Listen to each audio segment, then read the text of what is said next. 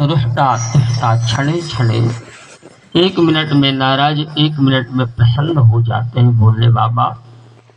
तो ऐसे भोले बाबा प्रसन्न हो गए, अपने सामने हाथ में पिनाक लिए है, धनुष लिए है महाराज। वर देने वाले त्रिशूलधारी अंधक दैत्य के विनाशक अर्धचंद्र भूषित मस्तक वाले, गज चर्म को धारण किए हुए ऐसे वस्त्र वाले उमापति भूत भावन भगवान शिव शंकर को आगे देख करके चरणों में पड़ गया। त्वमेव माता च पिता त्वमेव, त्वमेव विद्या द्रविणं त्वमेव, त्वमेव सर्वं मम देव देवः, त्वमेव सर्वं मम देव देवः। हे भूत भावन भगवान शिव शंकर, आपके चरणों में कोटि सा प्रणाम करता हूँ। पत्रेश्वर कहता है, पत्रेश्वर उवाच यदि तुष्टोऽसि देवेशा, यदि देवो वरो मम, अत्र राम अत्र तुम सततं तीर्थे, मम नाम्ना भव प्रभो। एक श्रुत्वा महादेवो हर्ष गद गदया गिरा, तथेति युक्ताययो हृष्टा ओम या सह शंकरः।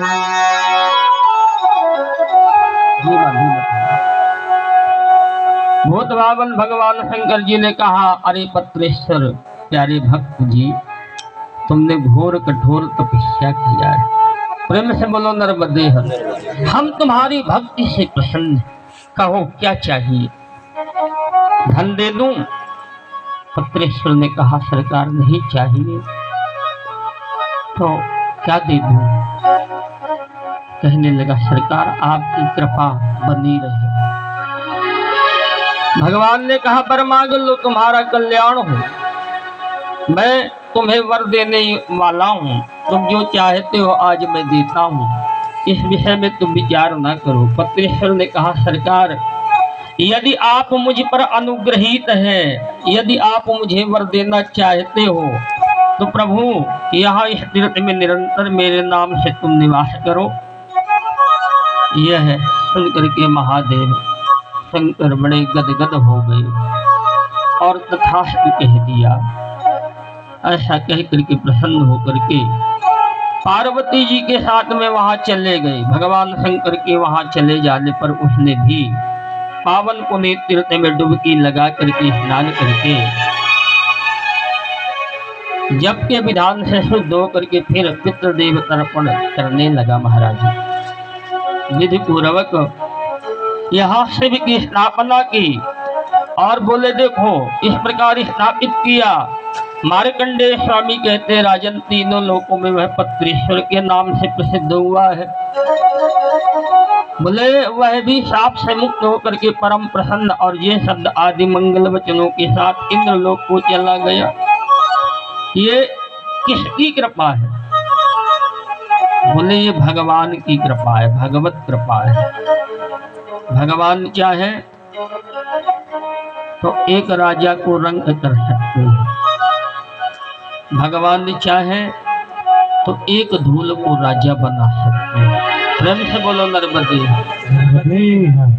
तो भगवान कुछ भी कर सकते। रंगं करोति राजानाम, राजानाम रंगमेव च, राजानाम रंगमेव च।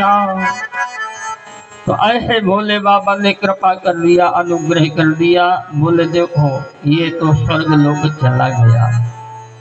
मार्कंडेय स्वामी कहते, युधिष्ठिर जो तुमने पूछा था उसका यह उत्तर है। भगवान तो क्या है? बोले दया के सागर है, करुणा के सागर है भगवान। बोले वहां एक स्नान से ही जो पावन पुनीत तीर्थ में सर्व बोले जो स्नान करता है उस मनुष्य का सर्व पापों से मुक्त हो जाता है। उस तीर्थ में जो शंकर को पूजता है वहाँ स्नान करके पितृगणों एवं देवों के पूजन के साथ में शिव के पूजन से वह अश्वमेध यज्ञ करने का फल महाराज सहज में पा जाया करता है। एक यज्ञ की अवधि है, परिधि है।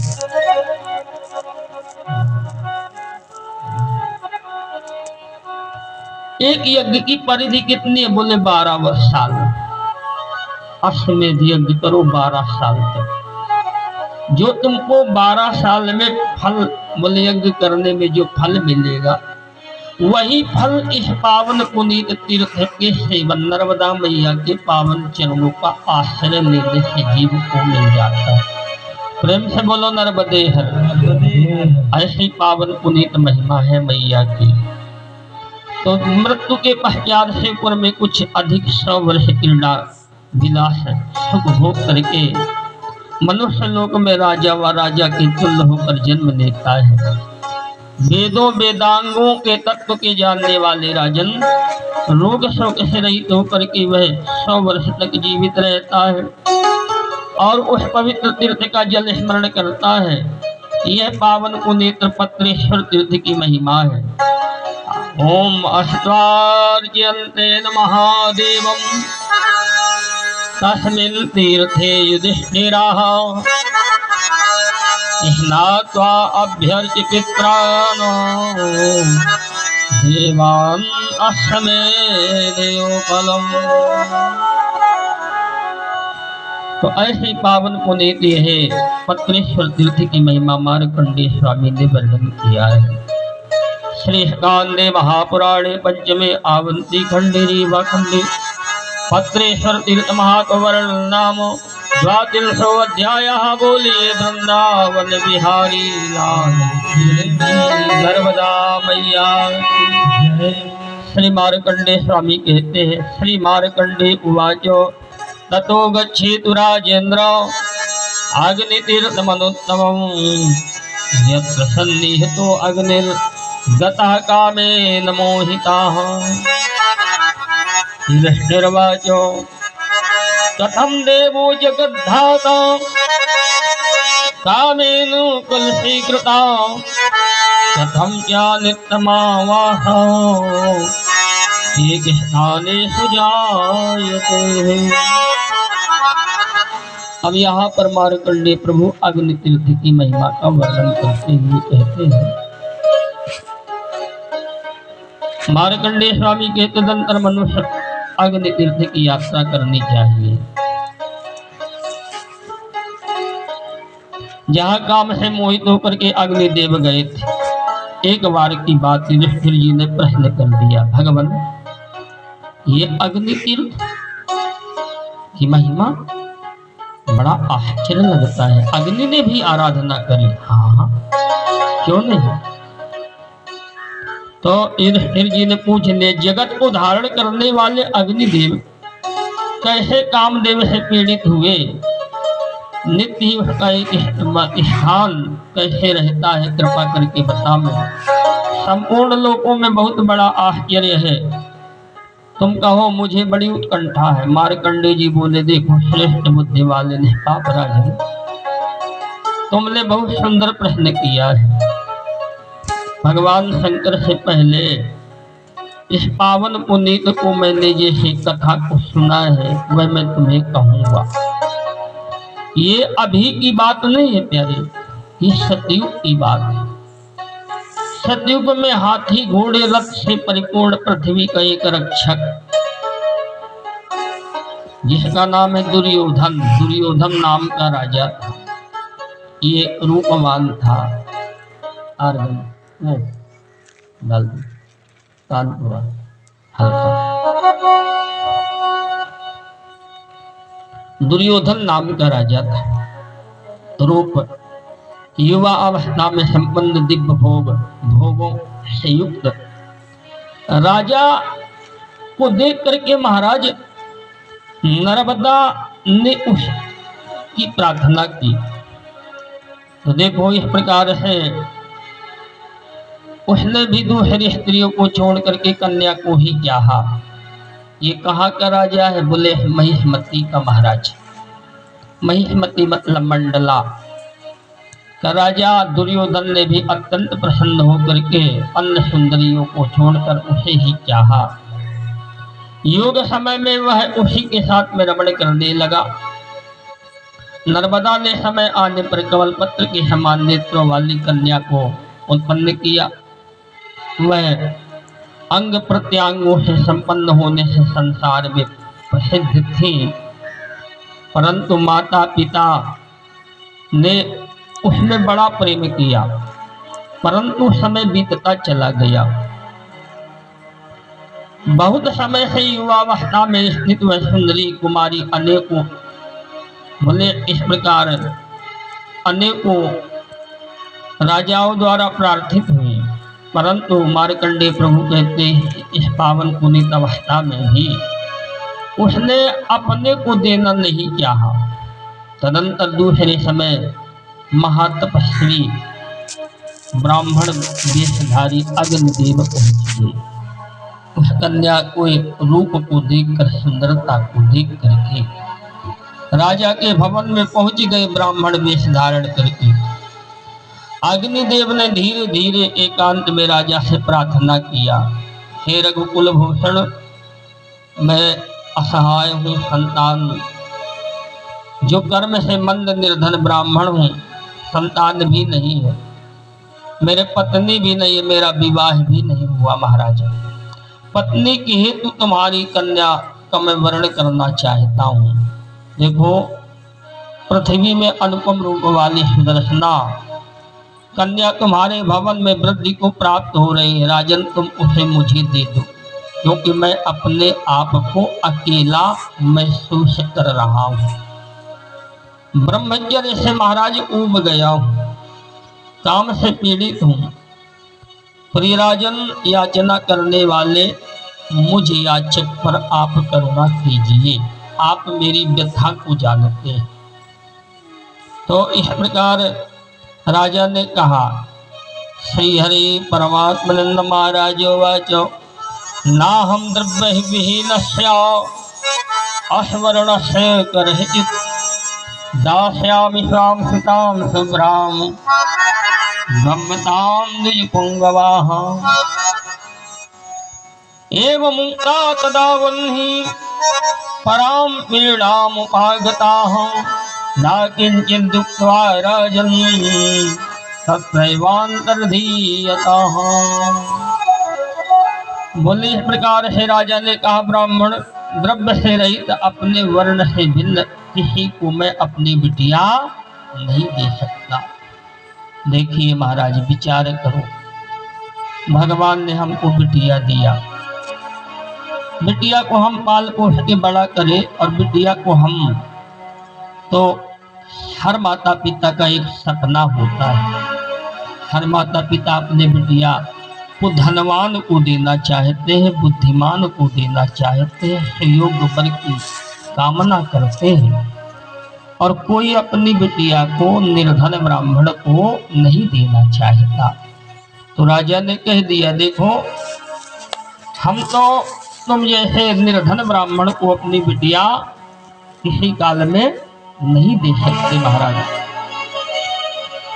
बोले, जब मना कर दिया नहीं दूंगा, आप जाइए। ऐसा कहे जाने पर उस समय अग्निदेव भी बड़े पीड़ा को प्राप्त हुए।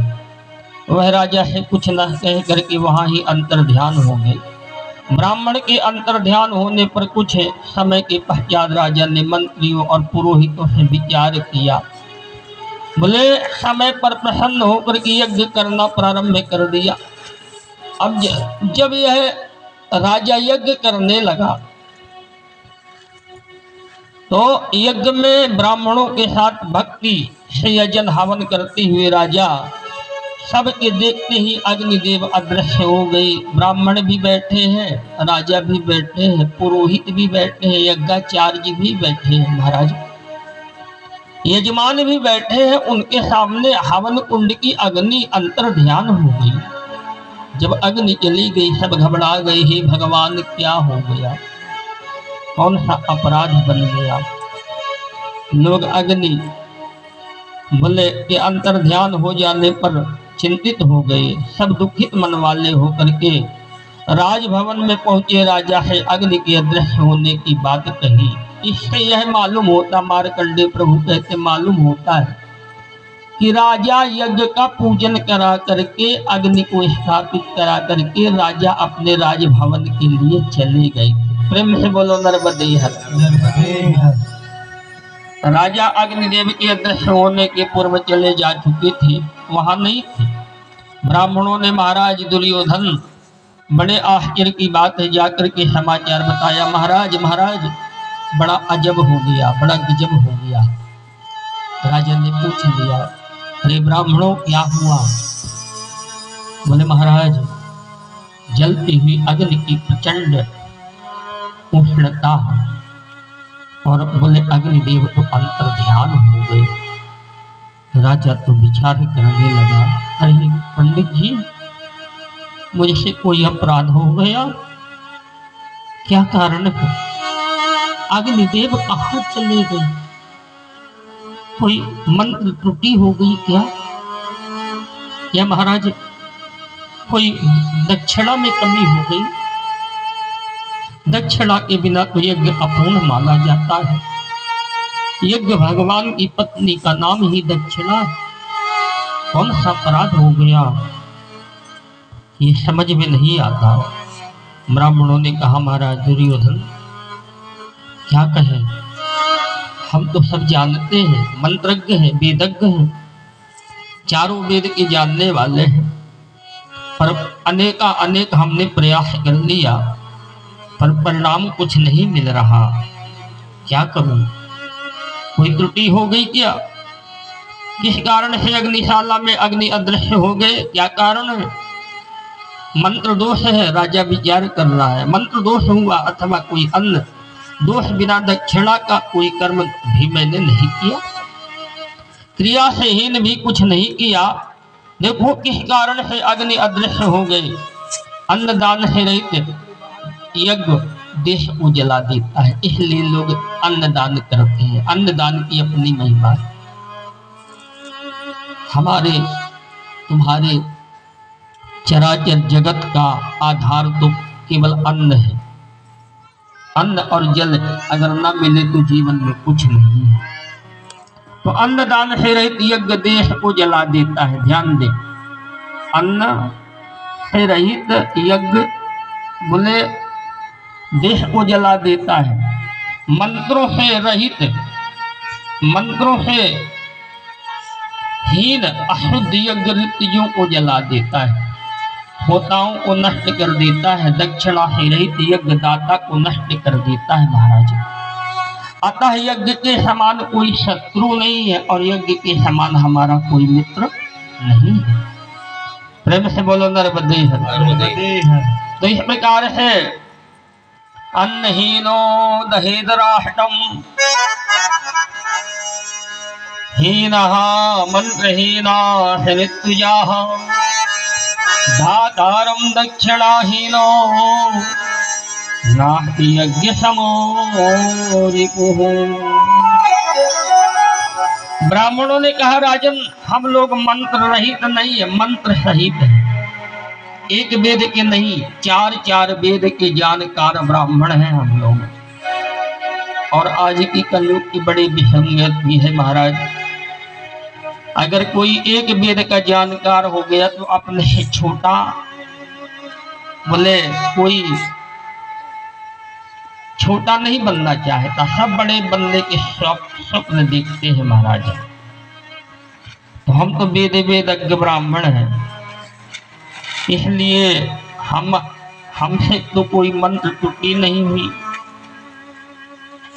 क्योंकि हम मंत्र सहित है, मंत्रों और व्रतों रहित नहीं। तुम भी धन से हीन नहीं हो, अतः कोई दूसरा कारण सोचना चाहिए। राजा ने कहा, तो पंडित जी तुम लोग मिलकर के उपाय का चिंतन करो, जिससे इस लोक और परलोक में हमारा कल्याण हो। हमारे कल्याण की भावना से हमारा यज्ञ आप कीजिए।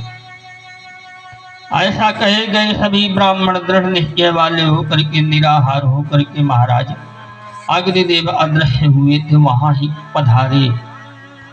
स्वप्न में परम तेजस्वी अग्निदेव तब ब्राह्मणों से बोले, ब्राह्मणों ने पूछ लिया, अग्निदेव आप यज्ञशाला से अंतर ध्यान क्यों हो गए?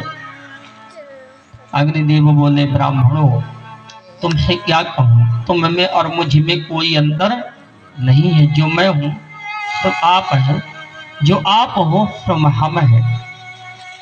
देखो, कारण तुम्हारे मंत्र का नहीं है, तुम्हारे मंत्र तो बहुत सही है। कारण केवल राजा के धन का भी नहीं है, राजा ने धन में भी कोई कमी नहीं की महाराज। केवल एक कारण है, मैं ब्राह्मण रूप धारण करके, अग्निदेव कहते हैं ब्राह्मणों मुझसे कारण पूछते हो, मैं ब्राह्मण रूप धारण करके और राजा के समीप गए थे। राजा से मैंने उनकी बिटिया अपने लिए मांगी, वरण करना चाहा। राजा अपनी पुत्री को नहीं देना चाहते, मना कर दिया मुझे। उस कारण से ब्राह्मणों में अग्निशाला से अदृश्य हो गया हूं। यही मेरे अंतर ध्यान होने का कारण है। यदि राजा मुझे अपनी अलंकृत कन्या देते हैं तो अवश्य ही मैं प्रज्वलित हो जाऊंगा। बोले, इस प्रकार अन्यथा नहीं। अग्नि से निकले हुए वचन को सुन करके आश्चर्य से खिले नेत्र वाले ब्राह्मण राजा के समीप गए। प्रातः काल की बेला हुई, दौड़े दौड़े गए। बोले, सरकार उपाय मिल गया। राजा ने कहा, कौन सा उपाय? बोले, महाराज एक बार ब्राह्मण देवता आए थे। ये ब्राह्मण देवता नहीं अपितु अग्निदेव है। अग्निदेव आए थे ब्राह्मण रूप में, आपसे बिटिया मांगी थी विवाह के योग, पर आपने मना कर दिया था। ध्यान आ गया। राजा ने विचार किया, गहन विचार किया। बोले, हाँ, बात समझ में आ गई। मुझे से याचना की थी, मैंने मना कर दिया था कि मैं अपनी बिटिया को किसी निर्धन को नहीं दे सकता। तो इसलिए अग्निदेव अंतर ध्यान हो गए। यदि उनका वचन है, यदि राजा मुझे अपनी कन्या देना चाहते हैं तो मैं फिर भी इनके घर प्रज्वलित हो जाऊंगा। ब्राह्मणों, अन्यथा अगर राजा नहीं देंगे तो मैं किसी काल में प्रज्वलित नहीं होऊंगा। बोले, इस प्रकार है महाराज। मार्कंडेय प्रभु कहते हैं, ऐसा जान करके राजा और बोले, अग्निदेव को अपनी पुत्री देने योग्य समझ करके देने योग्य हो। राजा ने कहा, ब्राह्मण आपका अथवा अग्निदेव का वचन हृदय में रख करके कन्यादान के विषय